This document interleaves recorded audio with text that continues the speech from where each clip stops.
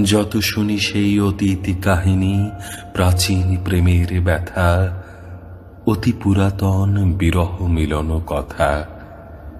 অসীম অতীতে চাহিতে চাহিতে দেখা দেয় অবশেষে কালের তিমির রজনী ভেদিয়া তোমারই মূর্তি এসে।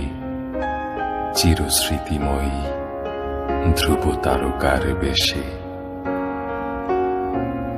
আমরা দুজনে ভাসিয়া এসেছি যুগল প্রেমের স্রোতে, অনাদিকালের হৃদয় উৎস হতে।